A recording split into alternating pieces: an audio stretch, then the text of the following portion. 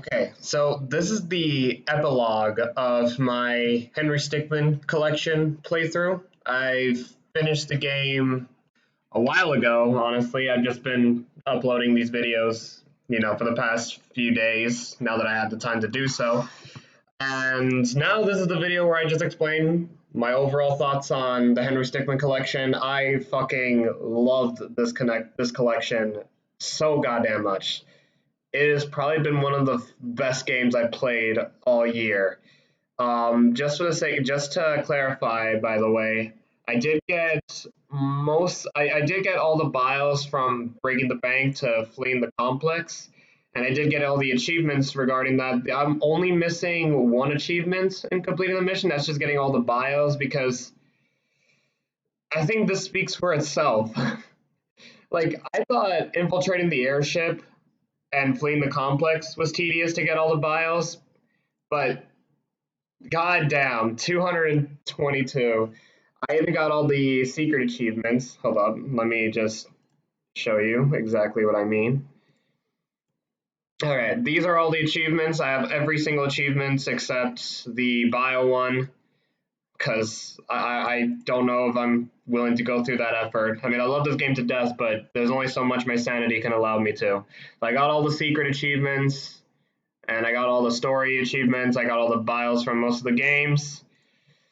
So yeah, I'm pretty much almost 100% done with this game. So going to my actual thoughts on this game, like I loved it. It's so refreshing to see Henry Stickmin come back in such a way that is such top tier material. Like it's honestly impressive looking at these games now respectively, and just seeing how the series has progressed since Breaking the Bank. Because contrary to some people, some newcomers, Breaking the Bank did not look this great. Like it's so detailed in many of these things. Like, let me just show you exactly what it looked like when it came out for the first time. I couldn't go to the websites in which it showcased it, but this is more or less, this is pretty much the exact perfect example of it. Like, here we see the shovel, okay? Like, he just uses it normally, much like on the game. There's even a Zelda reference to it. But in this version, he's in the train yard. He's like in some sort of like train yard, and then he gets run over by a train. I believe the explosives is different. The explosives and Wrecking Ball were definitely different. Oh wow! It even shows you right here. I don't even need to be the one to demonstrate. So like you still get the Zelda reference. It's a lot more detail than originally. And then instead of just coming across with some underground train yard, you get to see, a gas main, and he blows himself up. Wrecking Ball and the explosives are so different. He sets up explosives, and then he hides behind a brick wall. He uses TNT, blows them up, doesn't blow up, and he has the brilliant idea of approaching it. Like, it's so different. Like the fact that not only is the graphics, the way the game looks, is so much better than how it was originally. But he even goes out of his way to change the Breaking the Bank fails completely. Like the laser is the same, the Wrecking Ball is completely different. So there's a lot. There's a lot that Puffballs really did to make Breaking the Bank really stand out. Considering the fact that I'm pretty sure like he doesn't really consider Breaking the Bank to be all that much of a serious game. He just kind of considers it to be the prologue, and then stealing the dime, escaping the prison is really where everything kind of sets the tail on the story. But I don't know. It really just shows you the fact that like how passionate Puffballs United is regarding his project with the Henry Stickmin game. How it started as one thing, and these games are not just an improvement on just a graphic standpoint, or at least Breaking the Bank wasn't the only one. Some tiny details on the other games just looked way better than how it was initially. It was more than just the fact that completing the mission was just a fantastic game overall. It's like all these games have been through changes that are just phenomenal from a graphic standpoint, and it's just really impressive to see that there was just one person behind this work that is super passionate about making this game as pitch perfect as he possibly could. In my eyes, I think he succeeded. And honestly, I feel like this Henry Stickmin collection is definitely worth the purchase. It's worth the $15. It's so funny. It's such a great experience, and honestly, no joke, this has been the best game this year alone. I know, like Ghost of Tsushima is a game that a lot of people have been looking forward to. I don't know, like there's just something about Henry Stickmin where it's like you feel the passion of the creators the most in this game. And this year in particular was just like been a chock full of like complete disappointments. Like Final Fantasy VII Remake and The Last of Us Part Two are just perfect examples of games that I was just games that I was looking forward to, mind you, and just completely disappointed me completely. Right now, the only game that I'm really only looking forward to this year is Crash Bandicoot 4, but I'm keeping myself open minded to not set myself up for disappointment since The Wrath of Cortex was exactly the same level of hype as that game was. But Henry Stickmin, like this is already a series that I really enjoyed going to the website, watching Markiplier playing it for myself, and seeing all the fails that Markiplier didn't really get to showcase. And just seeing all this like improvements and seeing Henry Stickmin getting the attention he deserves is what I really like about the fact that now these games are a lot more accessible. Some people can make the argument the fact that it's like these games used to be free, so it shouldn't really be fair that you have to pay money for this. But honestly, given the work effort that Puffballs went out of his way to not only remake these games but give us a whole new experience, with way more fails than before. Like, okay, fleeing the complex had 60 fails. Completing the mission has 164 fails. Like, that's a much bigger improvement. Completing the mission, I'm pretty sure, took way more development time than any of the other games in the series. Based on just how large it is, and this is just not considering the fact that he had to remake the games, especially Breaking the Bank, which is definitely the one you see the most like graphical improvements over. Really enjoyed it. Honestly, if it's not just making me laugh to death in most of the jokes and just how silly of a concept this game is, it's surprisingly very endearing too. It's a very wholesome, charming like game. Whereas the creator is extremely passionate about this project and how it became one thing and later evolves into like a franchise that has continuity in its storytelling. Completing the mission in particular utilizes the multiple endings that both fleeing the complex and infiltrating the airship have to do. Because like escaping the prison and stealing the diamond, the regardless of which ending you pick, Henry Stickmin escaped prison and Henry Stickmin like stole the diamond, But infiltrating the airship and fleeing the complex all have different scenarios in their endings. You can either be a member of the Top Hat clan, or you can be working for the government, or you can be a rogue and just steal the Top Hat's ruby and just completely pick neither side. Fleeing the complex just only has the Top Hats and Charles in here, but it doesn't really explain which ending is canon. It's just kind of like utilizing whichever ending it suits best for that decision. But completing the mission, it takes into account everything. And it's also consistent because like the only time the Top Hats appear in fleeing the complex is when they betray you, and there's only one continuation from that story. So really, like if the Top Hats never saved you, you're still the leader of the Top Hats. You just probably found your own way of escaping, whether it's abandoning Ellie, escaping with Ellie, faking your own death, and then the last one is just when if the Top Hats decide to save you and then they betray you, and then there's an even continuation on that story, which was the story that I was really looking forward to the most. Like as much as I love the story with like the stuff with Ellie and Charles, I really wanted to see the continuation of the Betrayed, because that one was for a while now where I thought the canon ending of Fleeing the Complex was going to be. There was really no sure or guarantee of the direction of the story after Fleeing the Complex. Infiltrating the airship is very self-explanatory if you count the fact that the past two games, regardless, Henry Stickmin was going to have the diamond and escape prison. But, we just didn't know. But completing the mission not only was extremely creative on that area, but it implements its own narrative based on those endings. And I appreciate the passion and work ethic that it gives to you. And it's very consistent. There's not any contradiction. Like when you beat when you kill the right-hand man and infiltrating the airship, he's a cyborg in those times. And the times you don't ever like beat him in infiltrating the airship, such as you pick the other endings where you had very little to no interactions with the right-hand man, he's normal. He's a normal human being.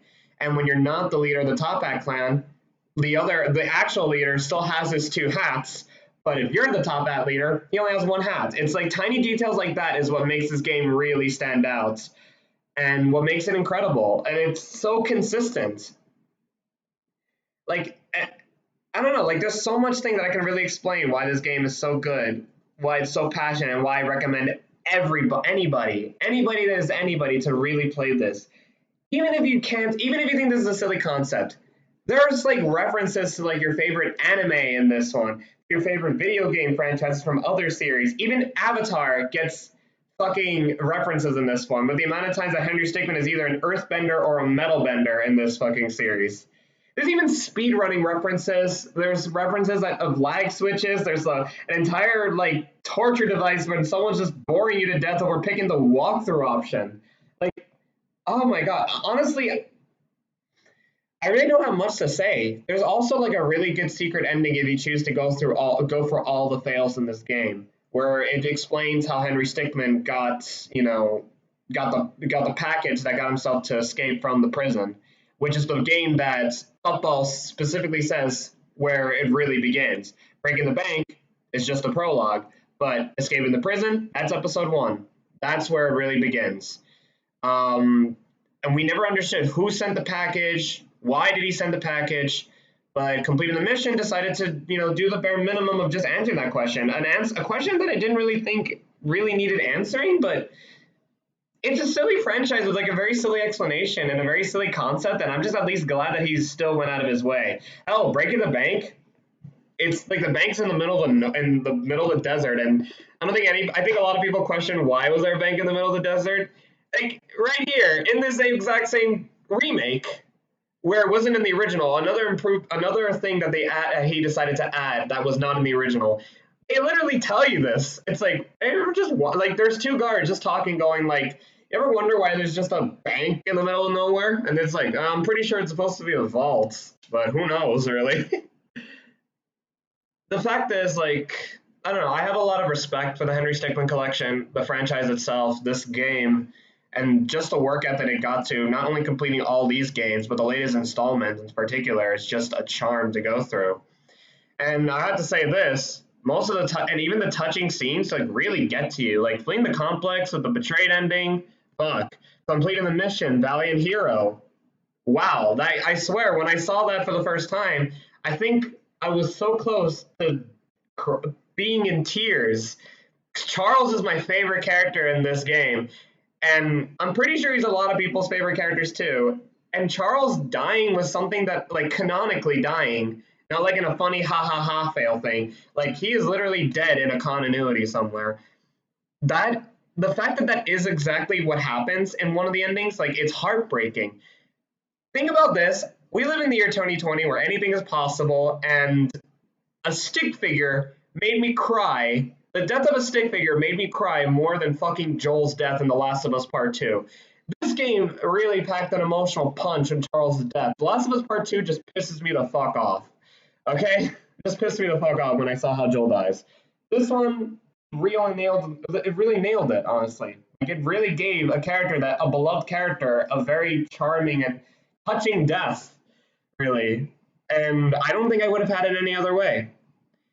I feel like the more I think about how much work, how much effort, how much passion this entire project leading up to the latest entry in the series really comes into play, just shows to you why I love this game so much, why I recommend it to anybody who's curious about it, and why I honestly think it's just a fantastic game and probably the best in this year. Because like I just don't see the same exact passion as most games like beforehand were. Like there was a lot of passion in games like the Kingdom Hearts and Super Smash Brothers franchise, but it's not. Then you have like other games that I used to like. Yeah, they just don't share that exact same passion. They just don't really care really. You have shit like Mortal Kombat 11 that really does not. They really don't. It's like in the same level as the Star Wars sequel trilogy in the sense that they just don't get the franchise, the IP, the characters. They don't get anything. They really don't. They're just in it because people will buy it. But this is like, for fuck's sake, like this is this is just consistent. This is funny. This is great. It plays it like it's a point and fucking click game. Like there's really little to go wrong. It takes jabs on like game breaking glitches, speedrunning glitches, lag switches. Like it just does it all. It does it all and more. It's just an overall fun experience. I really can't recommend this game enough. I just think that if you haven't tried it out, like really give it a shot. Really show the support on Puffballs. It's just a great game overall. I just don't really have much to say about it. It's been my favorite game this year. Definitely becoming a candidate of being one of my favorite games of all time because I do guarantee you that should anybody be curious about this game that want to play it, I really want to see their blind reaction to all these games. But I don't know. I really don't have anything to compare to, this is rare for me, by the way. I don't have anything to complain about this game. Even some of my favorite games of all time, like I at least have something to complain about, whether it's like the gameplay, minor glitches, balancing issues. I don't have to worry about this game. This game is like a small independent project. It does so much with such little resources. Like, the quality has improved over time from how it was when it started, especially back with Breaking the Bank, as you saw. Like, that's like the game that I reference the most of how much like the games have improved on a quality standpoint. And just the rest of the games is mostly like color grading, just so a lot more like were color grading issues from when it started, which even the creators admit the fact that he was just not really good at implementing colors at the time. And now look at them, like we're almost at cinematic quality. One of the openings in completing the mission is literally like a Metal Gear Solid reference. It's like an opening to one of the games, and it's like, wow. Again, it's a whole lot of fun. I definitely recommend this game more than like any game that I've played this past fucking decade, probably. Honest to God. But I love it. I think this is a fucking masterpiece of a game. I recommend anybody to get it. You'll have a blast playing it, really.